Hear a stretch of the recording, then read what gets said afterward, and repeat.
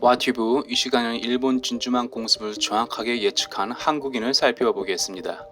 1941년 12월 7일 일본은 선전포고도 없이 하와이 진주만에 있던 미 함대를 기습 공격했습니다. 이 기간은 한국은 일본 식민지 막바지 시절이고 세계 2차 대전이 한창이던 시절입니다.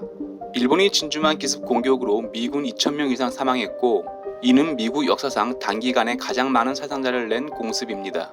더구나 자국 방위 영토에서 2,000명 이상 사망자를 낸 공습이라서 미군 역사상 가장 치욕적인 공습으로 기억하고 있습니다.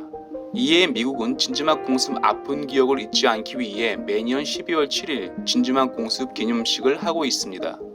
당시 미국은 너무나 조용한 일본 사람은 미국을 공격할 생각도 없고 거리상으로나 기술적으로 공격할 수도 없다는 판단이었습니다. 하지만 1941년 11월 26일 일본에서 출발한 항공모함에 전투 폭격기를 싣고 미국 감시를 피해서 진주만 공습을 한 것입니다. 당시 레이더 기술은 적과 아군을 구분하기에 부족했고 정확한 확인은 정찰기로 감시하는 수준이었습니다.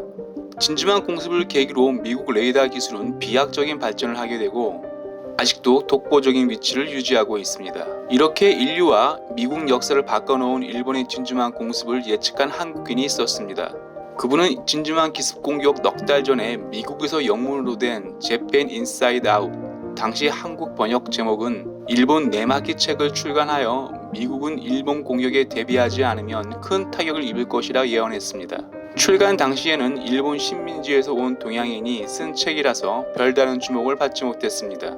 하지만 출간되고 넉 달 뒤에 일본 진주만 공습이 터지자 베스트셀러가 되었고 예언가로 주목받았습니다. 그분은 바로 대한민국 건국 대통령 이승만 박사입니다. 당시 이승만 박사는 1941년 8월 출간한 Japan Inside Out에서 일본 전체주의와 일본의 숨겨진 야욕을 신랄하게 비판하고 있습니다. 이승만 박사는 당시 국제정치를 정확하게 꿰뚫고 있는데요.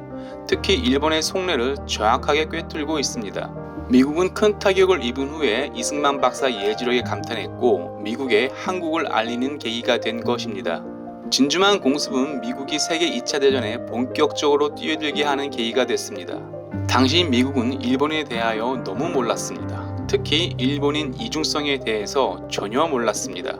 그래서 미국 국무부는 일본에 대하여 연구를 시작했고 나온 책이 너무나 유명한 루스 베네딕트의 국화와 칼입니다. 루스 베네딕트 국화와 칼은 일본에 한 번도 가보지 못하고 자료와 일본에 가본 사람들 경험으로 쓴 책입니다. Japan Inside Out을 보시고 국화와 칼을 읽으면 국화와 칼은 Japan Inside Out을 참고했구나 느끼실 수 있습니다. 또한 Japan Inside Out이 분명 수준이 높다는 것을 알 수 있습니다.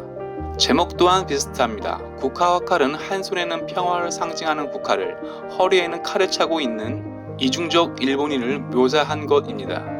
Japan Inside Out을 해석하면 일본의 속내 또는 일본의 앙카박 정도로 해석할 수 있겠습니다. 이렇게 Japan Inside Out 저자 이승만 박사는 미국 정계와 문학계에서 엄청난 주목을 받았습니다. 이후 세계 2차 대전이 끝나고 이승만 박사가 한국 건국 대통령이 되고 6.25 전쟁에 미군이 참여하게 됩니다. 또한 6.25 전쟁이 끝난 후에 전 세계 딱 하나 있는 일본에 있던 유엔사를 한국으로 이전했고 미국에 있는 일방적 선호와 함께 영구적 주둔을 할 수 있는 한미 상호 방위 조약을 얻어낸 것입니다. 이 모든 것은 일본의 진주만 공습을 예견한 이승만 건국 대통령 해안과 외교력 때문입니다. 한국 사람들에게 진주만 공습은 영화에서나 보는 것이지만 실제로 우리나라 역사를 바꿔놓은 공습이었습니다. 전 세계 유일하게 일본의 미국 공습을 예측한 이승만 박사는 한국 사람들에게 건국 대통령 또는 일부에서는 매국노로 평가하지만 유엔사와 주한미군이 왜 생겼는지 탐구해보면 이승만 박사의 해안가 외교력이 지금의 한국을 만드는 초석이었구나 생각하실 겁니다. 와튜브 마치겠습니다. 유익했다면 구독, 좋아요, 알람 설정 부탁합니다.